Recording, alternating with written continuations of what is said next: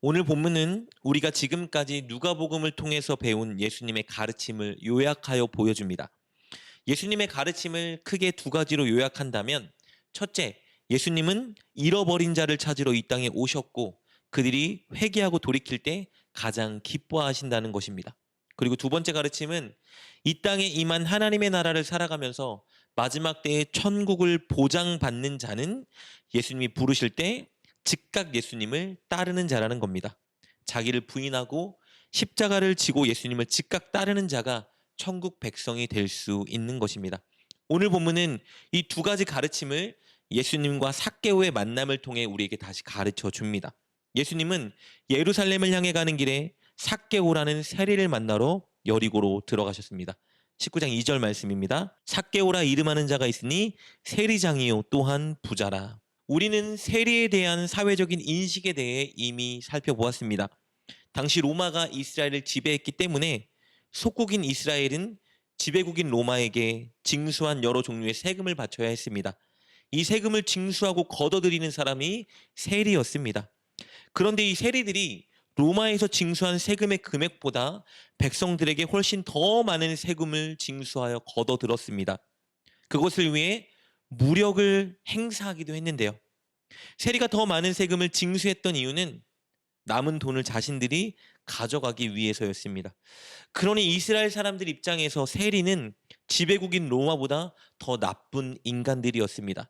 같은 민족이 로마에게 바칠 세금을 걷어들이는 것만 해도 앞잡이요 배신자처럼 느껴질 수도 있었는데, 게다가 세금보다 더 많은 돈을 뜯어가서 자신들의 배를 채우고 있으니 이스라엘 백성들에게 로마보다 더 얄밉고 나쁜 존재가 바로 세리였던 것입니다. 그래서 당시의 세리는 이스라엘 사람들에게 창녀와 더불어 가장 악한 자들로 손꼽혔습니다. 죄인 중에 죄인이라 여겨졌습니다. 오늘 본문에 나오는 삭개오는 그 세리 중에서도 세리장이었습니다. 그는 세리라는 직업을 통해 많은 부를 소유했습니다. 그래서 2절에서 그를 부자라고 묘사하고 있는 것이죠. 그런 그가 예수님에 대한 소문을 듣고 예수님을 보고 싶고 만나고 싶은 마음을 갖게 되었습니다. 그래서 예수님이 여리고에 오셨다는 소문을 듣고 그는 예수님을 보기 위해 예수님이 계신 곳으로 나아갔습니다. 3절입니다. 그가 예수께서 어떤 사람인가 하여 보고자 하되 키가 작고 사람이 많아 할 수 없어. 그런데 그에게 문제가 있었습니다. 예수님을 직접 볼 수 없게 만드는 두 가지 장애물이 있었던 것이죠. 첫 번째 장애물은요, 3절에 기록된 것처럼 예수님을 둘러싼 많은 사람들이었습니다. 너무 많은 사람들이 몰려 있었기 때문에 그 사람들을 비집고 들어가 예수님 앞으로 가는 것은 거의 불가능한 상황이었습니다. 그리고 두 번째 장애는 그의 작은 키였습니다. 키가 작았습니다. 그래서 예수님을 둘러싼 많은 사람들 뒤에서 예수님을 보기란 쉬운 일이 아니었습니다. 어떤 학자들은 이 키를 나이로 해석하기도 합니다. 삭개오가 가진 장애가 어린 나이라 주장하는 것이죠. 당시에 연소한 나이를 가진 자라면 사람들이 길을 비켜줄 이유가 없었기 때문에 그는 예수님을 보러 나아갈 수 없었다고 주장하는 학자들도 있습니다. 여기서 키를 신체의 키로 해석하건 아니면 나이로 해석하건 중요한 것은 삭개오가 예수님을 직접 보는 일이 거의 불가능한 상황에 처해 있었다는 것입니다. 그러나 삭개오는 포기하지 않았죠. 예수님을 너무 알고 싶고 보고 싶고 만나고 싶었기 때문에 그는 무화과 나무 위로 올라갑니다. 그런데요, 올라간다고 해서 예수님을 만날 수 있는 것은 아니었습니다. 4절 말씀입니다. 앞으로 달려가서 보기 위하여 돌 무화과 나무에 올라가니 이는 예수께서 그리로 지나가시게 되밀어라. 그런데 놀라운 일이 펼쳐집니다. 예수님이 나무 위에 올라간 삭개오를 향해 다가오신 것입니다. 사실 예수님은 이미 삭개오의 마음을 아시고 그를 보기 위해 이곳에 오신 겁니다. 그리고 그의 앞으로 오셔서 삭개오의 이름을 부르시며 말씀하십니다. 5절입니다. 예수께서 그 곳에 이르사 쳐다보시고 이르시되 삭개오야 속히 내려오라 내가 오늘 내 집에 유하여야 하겠다 하시니, 집에 유하겠다는 말은 함께 교제하겠다는 의미입니다. 그를 영접하고 받아들이겠다는 의미예요. 그러자 삭개오는 자신과 교제하자는 예수님께 이런 반응을 보입니다. 6절, 8절입니다. 급히 내려와 즐거워하며 영접하거늘 삭개오가 서서 주께 여짜오되 주여 보시옵소서 내 소유의 절반을 가난한 자들에게 주겠사오며 만일 누구의 것을 속여 빼앗은 일이 있으면 네 갑절이나 갚겠나이다. 삭개오가 예수님의 청해 보인 첫 번째 반응은 6절에 기록된 것처럼 예수님을 즉각 영접한 것입니다. 급히 내려와 즐거워하며 영접하거늘 기록되어 있습니다.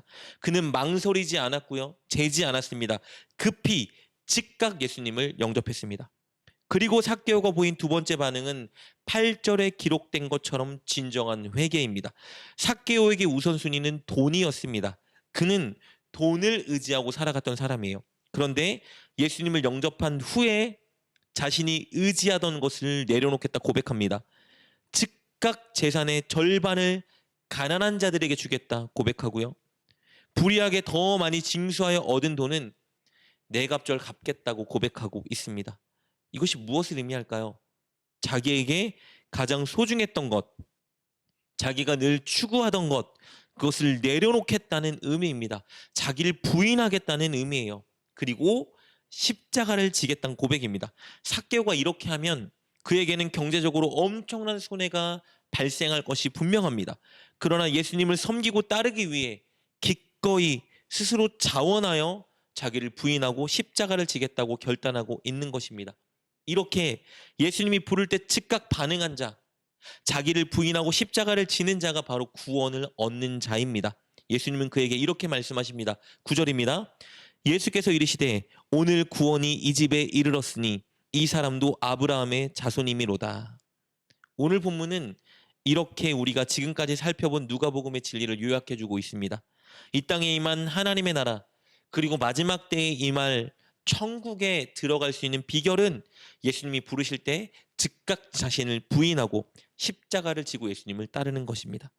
예수님을 따르는 일, 예수님께 순종하는 일은 내일로 혹은 나중으로 미루면 안 됩니다.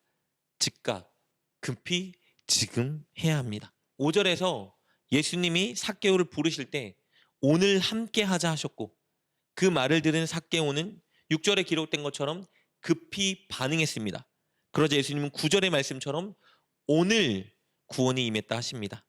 사랑하는 여러분, 예수님 말씀에 순종하는 일은 미루면 안 됩니다. 자기를 부인하고 십자가 지는 일을 나중으로 미루면 안 됩니다. 오늘 주님의 말씀에 순종하는 일이 우리에게 주어질 때 우리는 한 번에 즉각 급하게 실천해야 합니다. 그렇게 즉각 급히 오늘 지금 실천하는 일을 할 때 우리는 마땅히 천국 백성의 모습을 갖춰가게 될 것입니다.